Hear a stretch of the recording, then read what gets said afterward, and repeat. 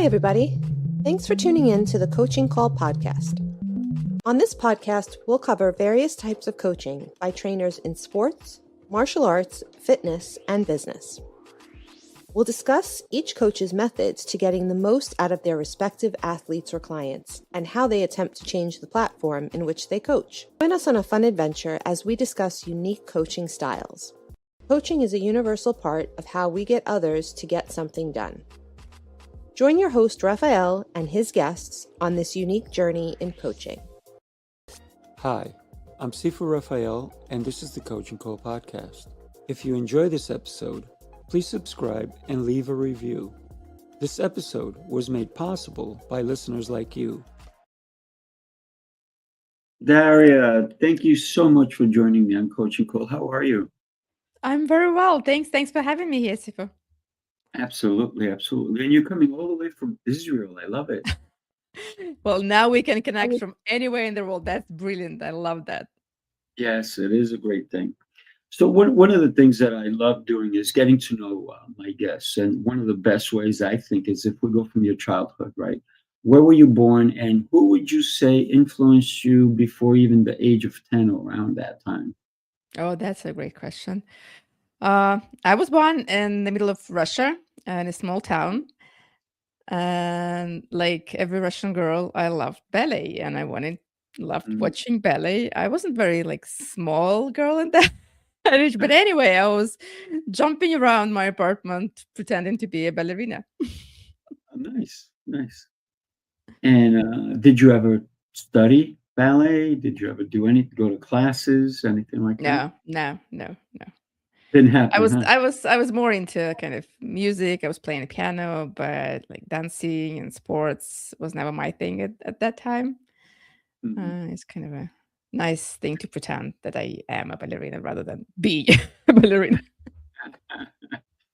So who would you say was your biggest influence growing up? And it doesn't necessarily have to be a parent. It could be, a friend, a teacher, a coach. I think it's a combination. Obviously parents, obviously friends, but I do remember some teachers that kind of had faith in me and things they were saying, "Hey, I didn't expect that from you." And I was going, Mm, "Okay, they expected something from me. They expected something good from me." And it was really encouraging because meant it to be encouraging. So things like that, I never noticed them back then, but now kind of looking back, it feels good. there you go. How was school for you growing up? Um, Again, as I mentioned, I wasn't much into sports. I mostly did reading and learning. Mm, Some things I liked, some things I just did because I had to, and I wanted to be a good student. So it wasn't an easy time. Like school was never an easy time, mhm. but it was focused on mostly learning. Although Yeah. I think I should spend more time going out there, having fun with friends. Um, when you said you were not into sports, what do you mean? You didn't like the sports, or I nothing didn't really attracted you? I didn't like sports. I didn't like sports classes at school. I had an injury in school, and after that, I got my top grades by doing because I got this injury during those classes. So my teacher was so much afraid of kind of giving me bad marks. So he was giving me top marks while I was not doing anything at all. So yeah, I didn't like that. As a kid, what kind of hobbies did you enjoy? Did you even have a hobby, or was there something that you did that you really enjoyed? I did like reading. Mhm. Um, Like I remember me being in the room alone while my whole family was watching TV and my younger sister was watching TV, and I was reading Three Musketeers or Jules Verne or something of the kind. Like any adventure stories, I really loved them. Mhm. So to take you away, right? Instead of a movie, you got deeper. Yeah. I preferred books. I think maybe because we didn't have very good movies. I mean, they were nice, but not that kind of adventure Mm. movies that could take you away, like you said. So, are you still an avid reader now? No, I don't read now. I mean, I Right. rarely read fiction because Mm. I have this feeling that I've read all the best books. I know that's not true, but I'm so scared to take a new fiction book. Kind of think, okay, would it be a good book or will I be disappointed? I hate being disappointed by books. So I rarely like if it's something that I really feel like worth spending time and reading, then I do that. But now I don't read much fiction. Mm. I think my last book was Harry Potter. No, I mean not the That, last one, but the last that's big one. Harry The last, Potter. yeah. But you did enjoy that.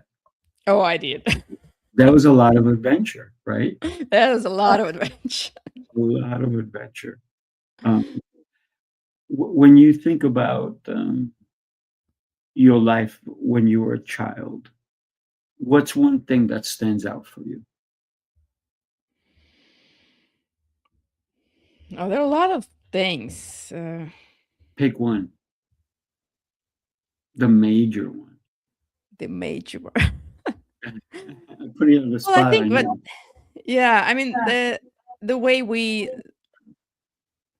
it wasn't. I mean, it wasn't easy at that time. Like it was Mm, really not easy at that time, and kind of remembering those times when my parents struggled, we struggled. It was hard on everything, on clothes, on food, on. I mean, it was really bad time then mm, for many people in Russia. right, right. And I kind of remember that, and that gave me motivation to go forward and do whatever it takes to reach my goals, to live a different life. And at my 20s, I have this feeling. I remember that kind of from my childhood, kind of pushing me forward, going further, getting like setting really ambitious goals, and that was really helpful. I don't know if I was like I would be able to do that and achieve that without that experience in my past. Maybe yes, and maybe not. I don't know, but yeah, that was something that influenced my decisions. Mm. So you were born in Russia. When did you actually leave Russia? I left 4 years ago. Oh, so recent. Yeah, yeah, recent. Mm.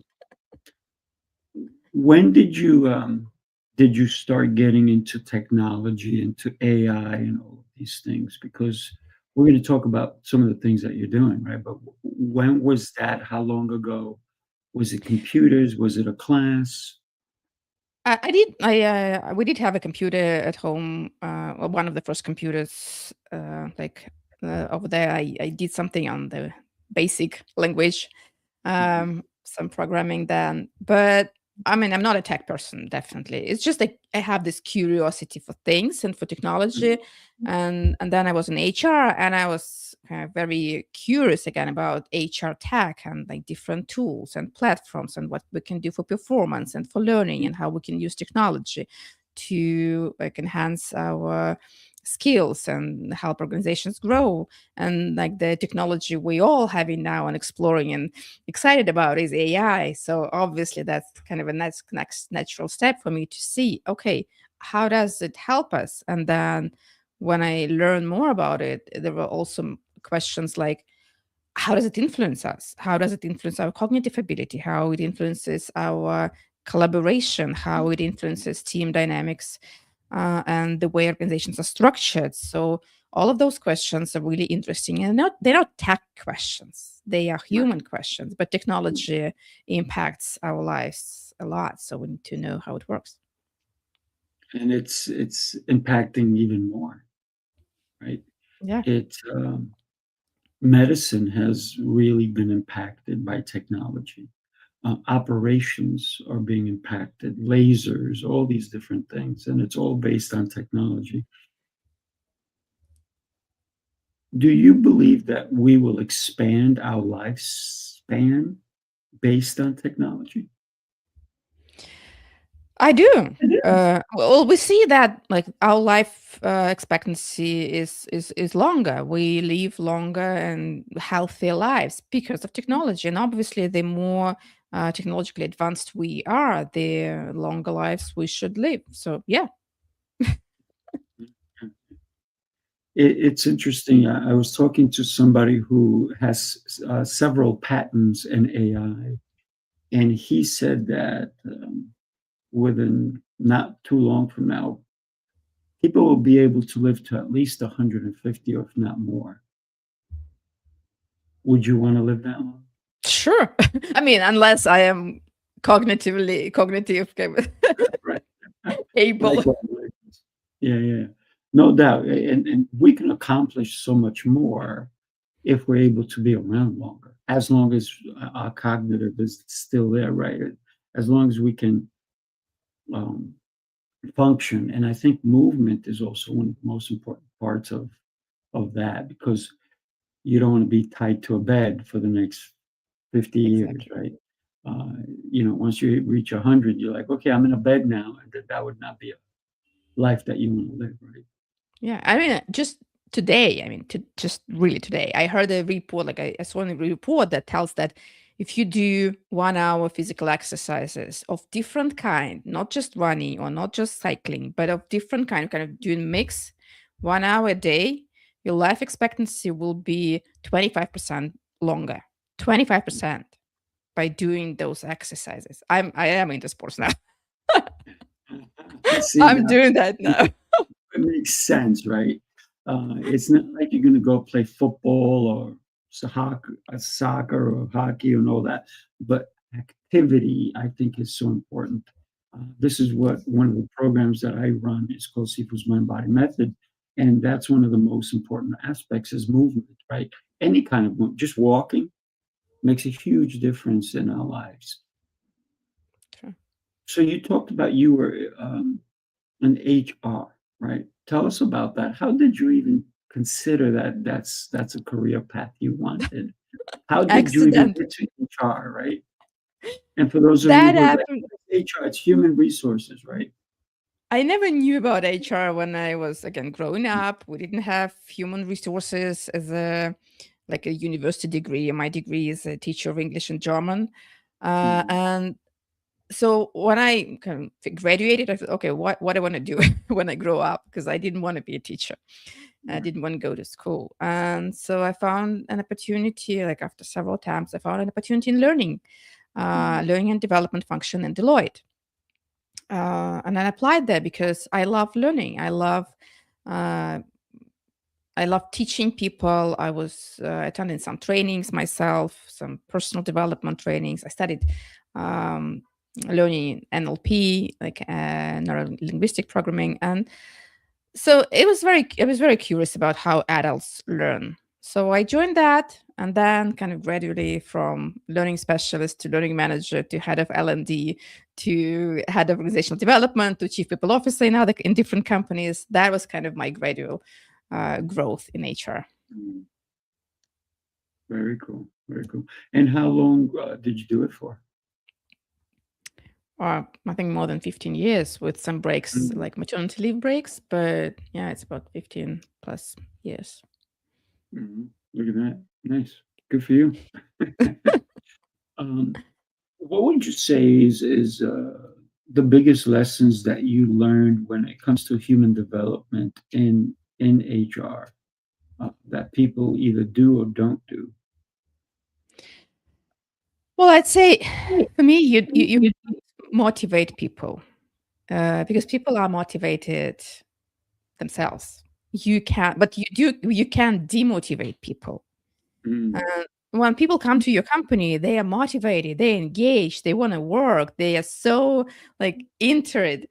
And like eventually some time goes by and you have demotivated and disengaged employees. Why did it happen?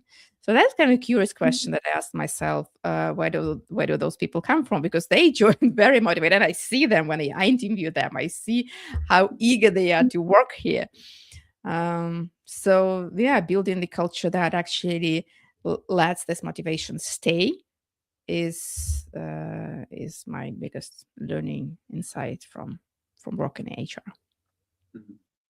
So how did you see a lot of burnout in the company that you were working for? Did you see people struggling because of of the way they were working, or maybe being overwhelmed? We didn't have that word back then. Okay. Not the word, but this I this know, this I know.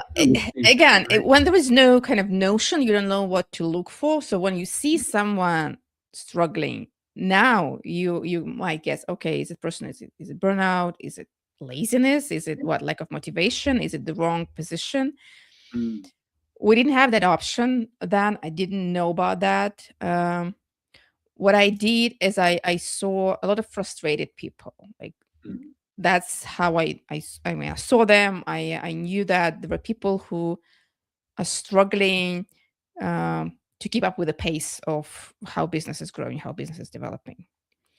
And I see that this struggle and the level of stress they experience is getting higher and higher with every company that I like go to, and it means with every 2 or 3 years, I saw more and more people who are struggling, and that is also because like I was moving up the career ladder, and I was seeing a lot of executives who are very stressed mm, with multiple challenges, demands that they're facing, the regulators, economy, global crises like financial crisis 2008, and then there were like local crises, and people becoming more demanding and employees becoming more demanding. They know, okay, we need you to motivate us, we need you to set clear goals.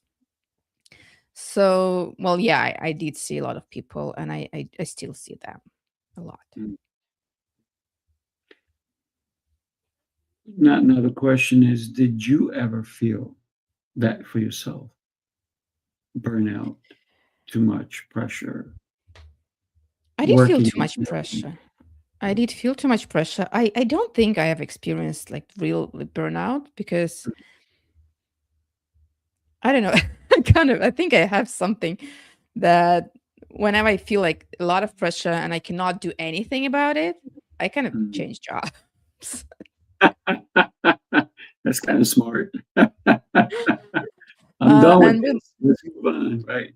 my business, it's again probably I know it's crazy optimism of when something goes wrong, it's just okay, take a deep breath. It's gonna be all right. Because otherwise, I mean, uh, otherwise everything is just worthless. No, no, it's not like that. Everything's gonna be all right. So yeah. So you eventually wrote a book, right? Your first book, Mhm. Clicking. Yeah. Why the word clicking, right? Why? What do you mean? Like the clock is ticking, your life is ticking away. What does that mean? Tell us It's not about that. ticking, it's clicking. It's when your team clicks and everything just works.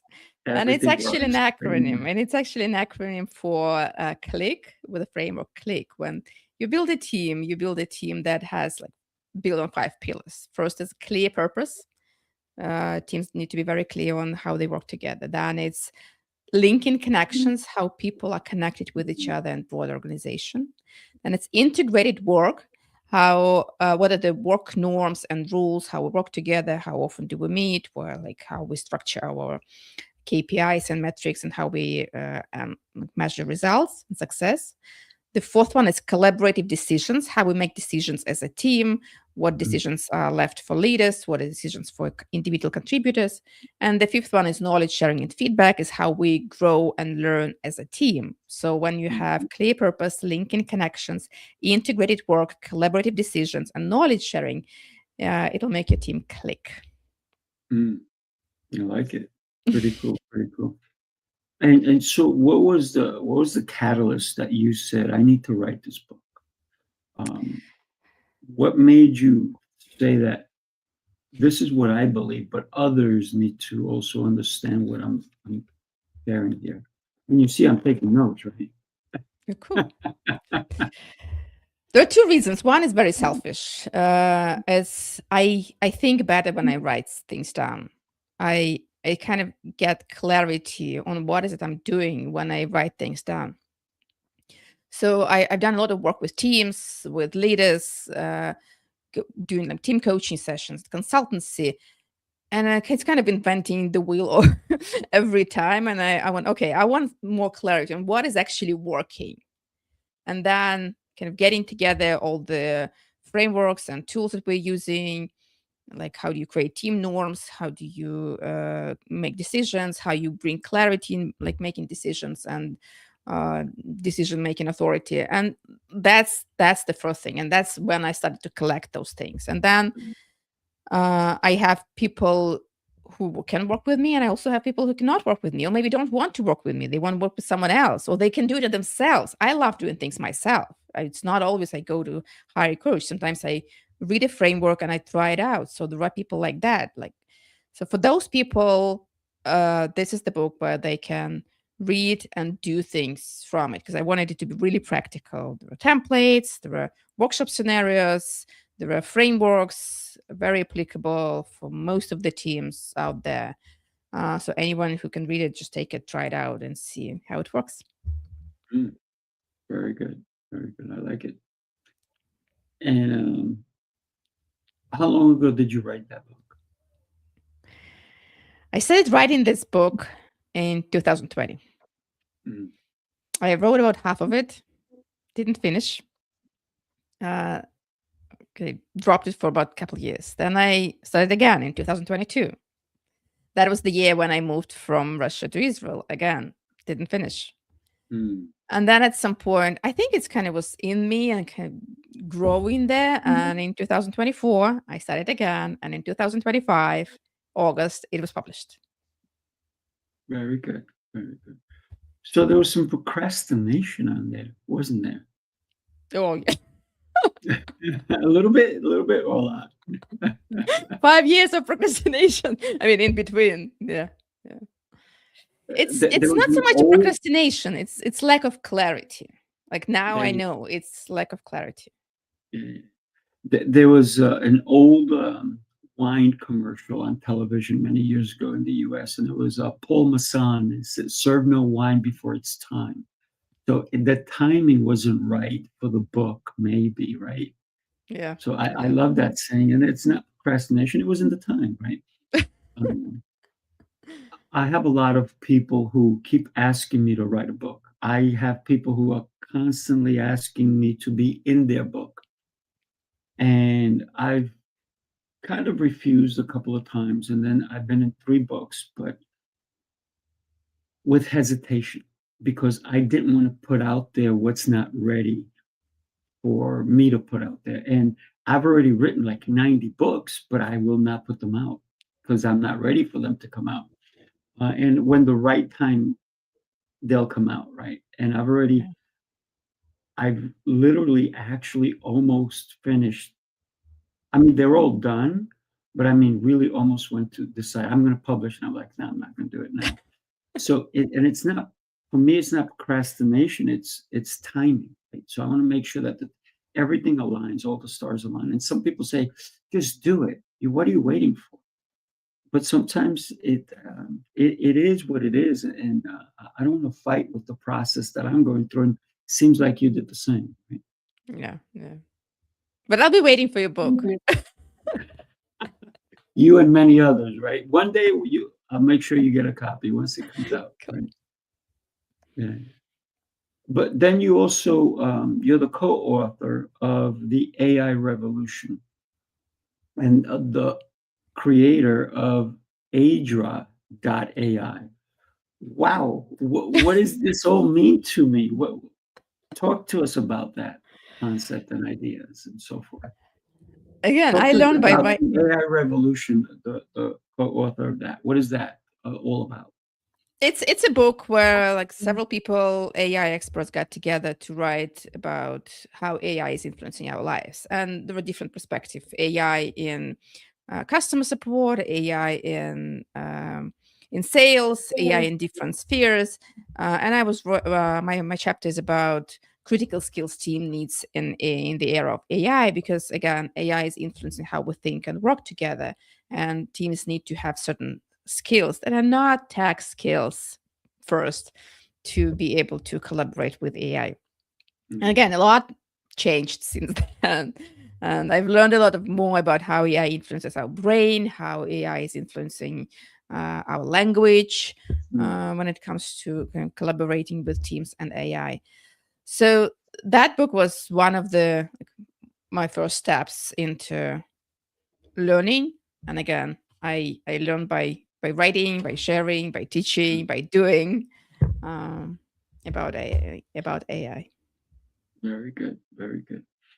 And then you also talk to us about Aidra, right? Aidra, right?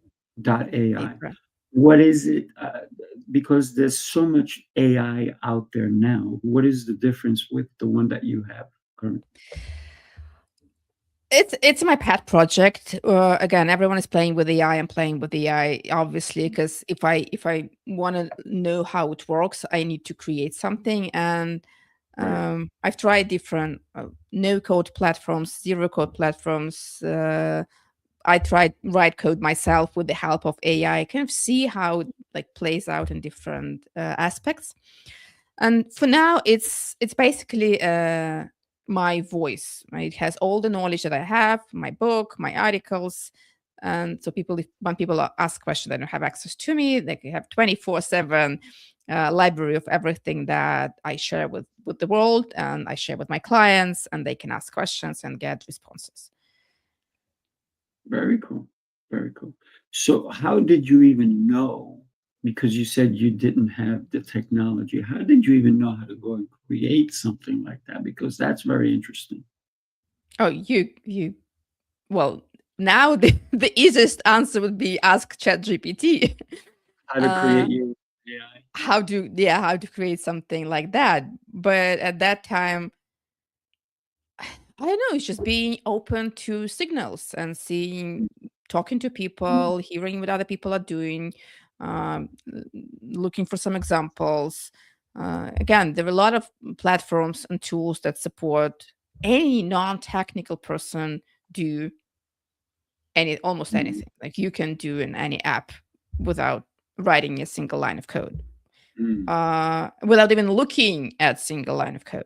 But right. actually I did look and I did deploy and I did everything with the help of AI, because you go there, you ask a question, you get some response, you change the question because the first response is rubbish, Right. and then you learn. Mm. So, one of the things that they say about AI, it learns, right? You teach it and it gets smarter with every process, right? But then you're getting smarter too, right? I'm much smarter working with AI than I was, I don't know, 1 year before. Uh, with all the things that you learn, you can learn prompt engineering, but I mean, the most important thing when you work with AI is, first, you need to be very clear about what is it you're looking for.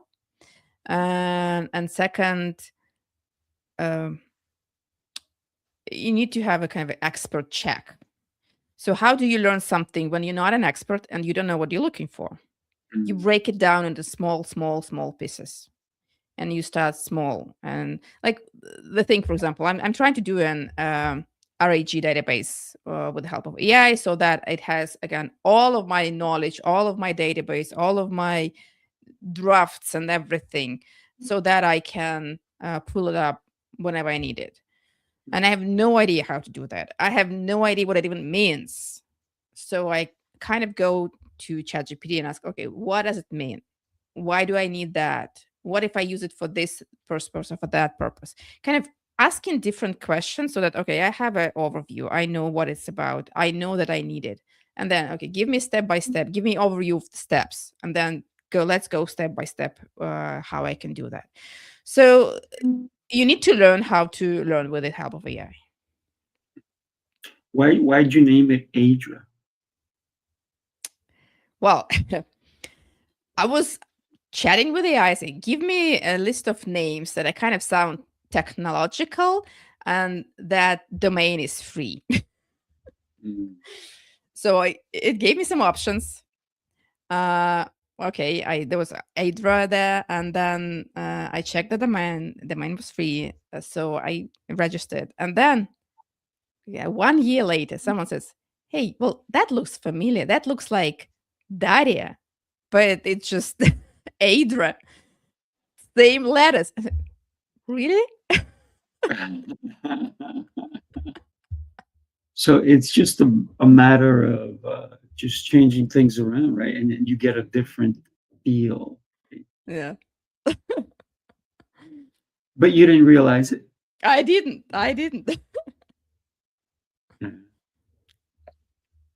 So, but you can now take the credit for Yeah. it. It's my name. That's it. I would love to.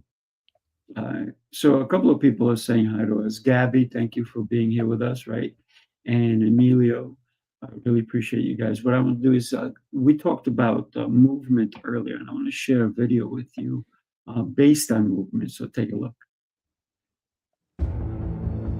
You followed the rules, tried the restrictions, counted the carbs, the steps, and the failures. You're not lazy, you're exhausted from doing it all without real change. What if the problem isn't you, but the plan? Sifu's Mind-Body Method is a 90-day transformation built on 7 unshakable pillars: mindset, movement, nutrition, hydration, fasting, journaling, and faith. This isn't another shortcut. It's your structure, your strength, your reset. You don't need harder, you need better. Ready to begin? Start today. So with that in mind, so now when we talk about longevity, that's one of the biggest concepts that I do with my program. And so the question that I ask a lot of my clients is, how long do you think you're going to live? And they'll start with a number, right? And then when they're in my program, all of a sudden that number went up. It's because now they see the possibility of doing all the different pillars and how they'll help them live a life that's worth living, right? So that when we talked about earlier, you said 150 sounds great. As long as I have, my brain is still functioning and my body can still move, that makes a lot of sense, right? But we sometimes forget to take the actions today, and we live for tomorrows. But today we're still living, so we have to take today on, right? What are your thoughts on developing uh, in the business world something that will allow people to expand on their leadership skills? After this video about the importance of nutrition and movement, I kind of think about how packed our office is and how uncomfortable it is to sit all day in one chair. Right. And what you might think is leadership, just kind of typing it all, thinking strategy, or even not thinking sometimes, um, having meetings. That's no, if you cannot lead your life, lead your healthy life, how can you lead others? Mm. So we need more health in our workspaces and work environments. And funny enough, COVID, I think, prompted us to be more active because we don't have to sit in the office. We can be at home. We have some time to go to gym. We have some time to spend with our families. We can have a standing desk, which is my dream. And yeah, so taking So care of. with that in mind, and thank you for sharing that. With that in mind, what do you think about the 4-day work week that a lot of companies are starting to implement?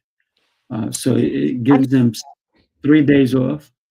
no, it's a totally. It's the same concept when you kind of give people a frame. Here is the frame when we expect you to work within this frame and produce something within this frame. We don't care about anything else. Here is the time. We want you to be present during that time.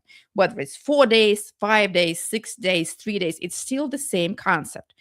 And it's outdated. People deserve freedom. People deserve being accountable for their outcomes whenever and from wherever they want to do that. I want to work 6 days a week, Why? Because I need my nights off, because I want to be with my family, with my kids. I can spend 6 mornings, no problem, but I need my Mhm. evenings off. I want to work 3 days full time, 24/7, because my work doesn't require me to think much. I just like kind of type thing. I don't have to think. I can do it with my eyes closed. Let me pack it into 3 days, and like the rest of the week is free. The thing is, when we try to fit people in certain schedules, is outdated. So 4 days work week, 5 days work week is no way. Right. But what happens to certain businesses that are brick and mortar? And for example, you wanted to go buy the blouse that you're wearing, and you go to the store and it's closed because somebody decided to not come into work today because they need their time off. And so what happens to a business like that, that they need to be open 7 days a week? And yes, they do have people who have to be there from this time to that time. So there's still that, right? Yeah. So how do we function that That is a great question. And again, it all comes to agreement. Like, I'm a grown up person, you're a grown up person. Like, I want to work for you. You tell me, hey, here is how business works. We need kind of this role requires you to be like in the off okay, in the office this amount of time because of that reason. Like, there is a certain reason. It's not because you want to see me how I work at my computer. It's because way? customers are there, technology is there, something that like really makes like really needed. And I say, okay, I agree to that because I know there is a reason and we have this agreement. But if it's something that you want to see me how I work because you feel comfortable as a manager seeing people working, no, that's not a good reason for making people work certain times in certain places. Okay. So you're saying, but we're talking about office, right? Work and then retail or a restaurant, or that's a whole different world, right? It's a different environment. Um, a manager of an office can manage from home. They can manage on vacation. They can, well, not vacation. Let's say they go to, they go to an island. They can still manage the office. But a manager of a restaurant that's moving, they may actually have to be in the physical location, right? A manager of a retail store may have to be there, right, at the physical location. So it's two different entities, if you will. One is you accept that position, and you know that this is required of me, and the other one is like, wait a minute, I'm not required to be there all the time as long as I get my things done, right? So there is two different worlds that we're talking about. Yeah, And I the mean, one, hospitals, yeah, obviously, we need to have people there. you know, we need nurses, right? We need doctors. But a lot of times, if you go to an emergency room in the middle of the night, and they're not going to have a plastic surgeon waiting for you to come in, so somebody else may have to, sew you up. But then they'll go, oh, we're going to do this temporarily until you go see the plastic surgeon. So then that's an appointment, right? So yeah, absolutely. And thank you for sharing all this. This becomes a really interesting conversation because we have to, as a person, we have to accept what are we willing to do and not willing to do. If we go into a field where we're required to be present in that situation, then we have to it's we outweigh the balance, right? Is this is the career that I want, or is this the career I want? Do I want the time to be able to go anywhere in the world, or am I stuck here, right? As an entrepreneur myself, it's easy for me to say, I'm not going in today, or I'm doing this, or I'm doing that, right? And that's easy for me to say, right? But a lot of times, even when I'm committed to doing something, then I made a commitment, right? And then I know that I have to be there. So thank you for sharing all that. What's the one takeaway that you worked at a very well known company, right? Deloitte, right? What's one of the biggest takeaways that you can say that I took away from working at this particular firm? Well, apart from it is a company with a great culture, I was lucky in the beginning of my career working with companies with strong cultures. Mm. But interesting thing that I learned there is that your culture is built to support your business goals. And when we talk about like big four consulting companies, well, they obviously have a culture of constant work and overwork and lots of work.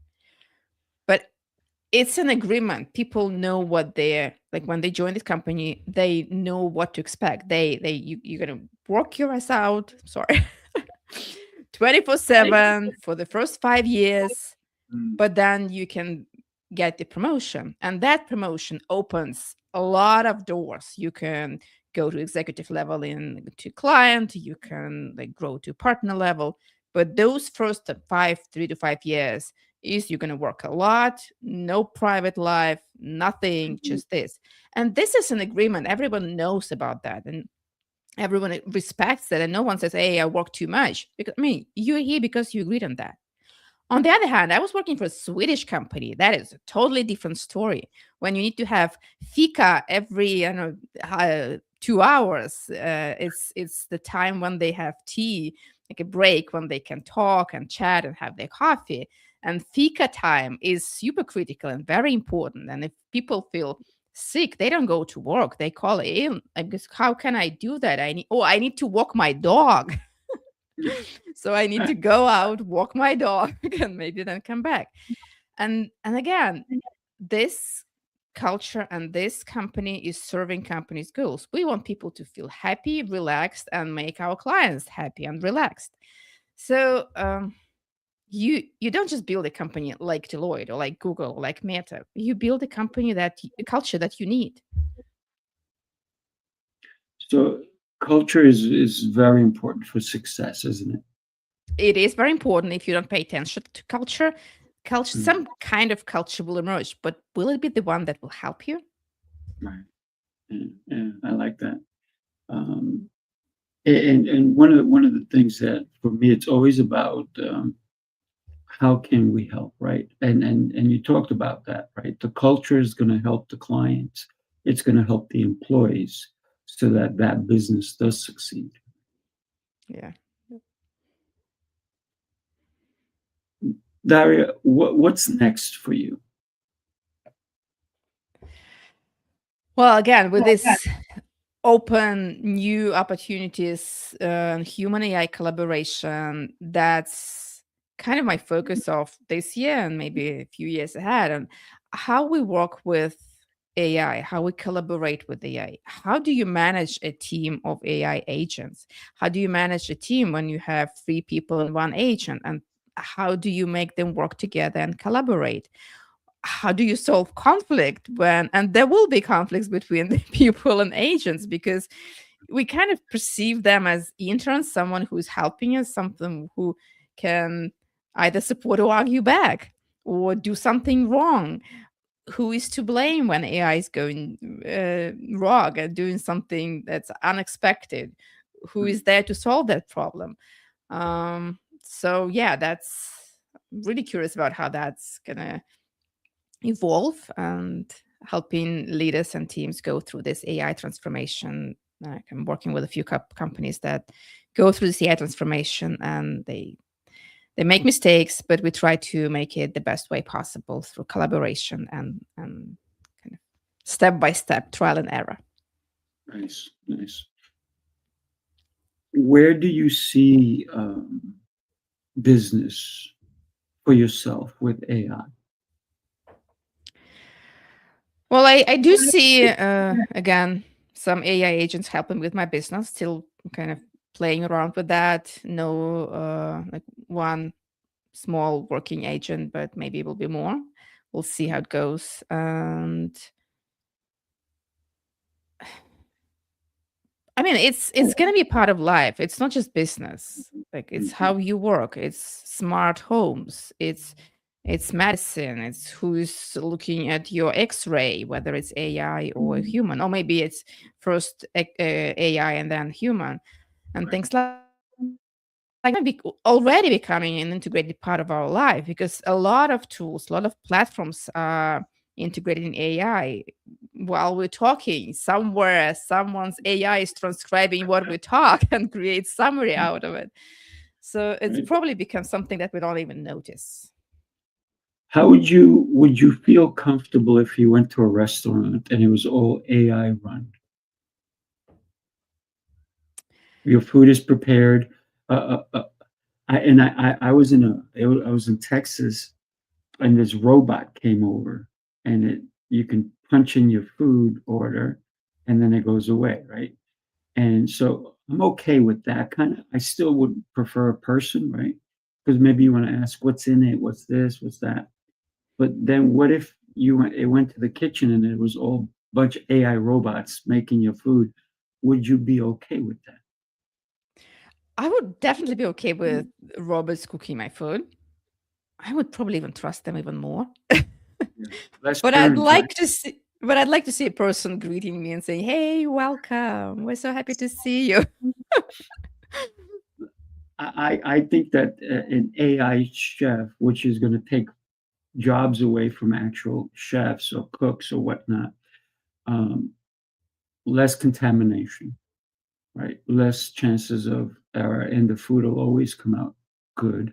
And I'm not saying that I'm for it, but I'm just giving the benefits of it. Um, would it be more efficient? Probably, right? The robot's not going to call in sick.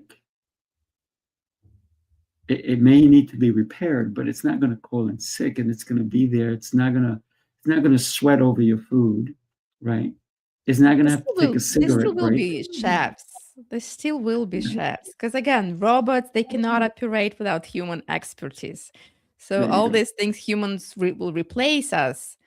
No, they won't. They will replace kind of dumb work that we don't want to do. Some of the creative work that we might want to do, but to really do creative work, you need someone expert who will be guiding AI to create something meaningful. There you go. That's it. So we still need humans, huh? Absolutely, yeah. It's not Terminator 3. I think Matrix is a long, long way ahead. I don't expect it to come soon. Hopefully not, right? We're still viable, if you will. Yeah. Let me show one more video with you, and then we'll come back and chat a little bit. Give me a sec. Put that together. Here we go. The city never sleeps, and neither do the dreamers who build its pulse. From every corner of the globe they come. Visionaries, creators, leaders, each carrying a spark ready to ignite the world. This is not an event. It's a revolution of rhythm and reason. A symphony of minds. A movement of momentum. Sifu Rafael, Lancelot, Jose Escobar. Together they set the stage for brilliance. This is the NYC experience. Mastermind, light up the city. They coming from the east, coming from the west. Knowledge on deck, put the truth to the test. Leaders in motion, hearts in sync, dropping wisdom so deep it'll make you think. They bring stories, sweat and flame, different faces, one shared name. Elevation, that's the sound. NYC experience, mastermind, where purpose is found. Fun. I almost danced. Yeah. It's funny, every time I play that, somebody's dancing. I'm dancing, somebody else is dancing. Yeah, so that's what's happening here in the U.S. In Tampa, February 27th, which is a week away. Right, it's going to be so much fun. Yeah. So Daria, are you looking to write any more books? Are you looking to expand what you're doing currently? And talk to us about what you are currently doing, because I want people to connect more. Mhm. What I do is I help leaders build amazing teams, because again, through all of my work as a chief people officer, I've seen companies thrive and go through various disruptions like mergers and acquisitions, global financial crisis, pandemic, military conflicts. When you have a strong team, you can survive almost anything. And I've seen companies failing because the executive team was dysfunctional. I mean, they didn't have a shared purpose. They were not connected. There was a lot of conflicts, and those conflicts were like more personal conflicts rather than conflicts about ideas of how we should move forward. And those companies just they don't exist anymore. And that's why I really want to help leaders build strong teams through either leadership coaching or team coaching, like working together with a team. And that's why I wrote the book. That's kind of my main focus, especially again with AI. When AI is entering, it's even more important to be clear about what is my purpose, how we collaborate, how we communicate, what are the norms of our and rules of our team, how we grow and learn together. So even though my book Clicking is nothing about like no word about AI, it's all Right. about it's very critical for the AI driven world. And I do want Mhm. to write another book, but it's not ready yet. It's There you go. There you go. needs more And time. the time is right, right? Yeah. Yeah, yeah. Um, do you have an idea of what that book is about yet, or do you want to keep it under wraps for now? I have an idea, I have a thought. I want to, again, this book, my first book is for leaders and it's about teams, but I do know how exhausted and overloaded leaders are today because, again, they experience multiple demands from the top. The executives expect and investors expect top performance. The team members expect motivation and clarity and direction, and customers expect exceptional service, and governments expect a lot, like regulators all over the place. You need to follow so many rules. So and the speed of pace is so high, so a lot of leaders are very, very overloaded, exhausted, burned out. And I want to write something that will help them solve that and kind of live through that with strength and joy, and Mm, feel well about themselves and their lives. nice, nice, nice. And we will be looking forward to that book that's going to come out. Um, so your website is going across the bottom. Right? As we wrap up, I want people to connect with you, but tell us if you had to, if you had a magic wand, right? How would you fix the world? I think the thing that we need is be able to talk to each other openly without judgment. Mm, Um, because I know many people are ready to like share their opinions with no problem with that. But in most cases, opinions it is what I think, and I don't care what you think. And having this curiosity about what other people think and why do you think that way? And why do mm, you think that like having a chef robot is good or bad? And why do you think that 4-day work week is good or bad? And kind of trying to understand each other first and then kind of make some judgment and make your opinion second is would really help solve so many problems, so many mm, conflicts. Yeah. mm. I think our world is very conflicted, right? And it's because of understanding. I think people want what they want and they don't care about the other person, right? And I think when we start to care, things will change. Tell us what somebody can expect when they go to your website. And your website, I want you to say it, it's going across the bottom because people are going to listen to this at one point too. So spell it out for them. That way they can find you. So you can definitely find me on LinkedIn. I'm very open to connections on LinkedIn. And if you go to dariarudnik.com, you can find some articles, obviously, there. But I want you to check out the resources page where you can find downloadable tools to for example, see if your team is overusing AI, or how to motivate your employees, or what are the biggest leadership challenges in 2026 and how to solve them. All these kind of things you can find on my resources page on my website. Very cool. And don't forget to go to Daria.AI, right? It's on the website. You can have access to that on my website. So you can chat with Aidra on my website as well. There you go. There you go. Well, I'm so blessed that you took the time today. Thank you. And just for everybody else, I'm in New York, so right now it is 10:55. What time is it in Israel? It's 5:55 p.m. Look at that. Just a few hour difference, right? 7 hour difference. So there you go. Thank you again, Daria. Great conversation, and I look forward to having so many more with you. Blessed to know you. Thank you. Everybody, do me a favor. Somebody needs to hear the message that was delivered today. So go ahead and share this video, this episode with somebody. Take care, everybody. Thank you so God much. bless.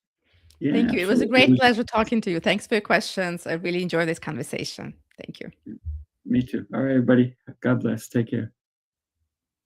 Don't go away, Daria. Just hang out for a second. We'll let Yeah. everybody go.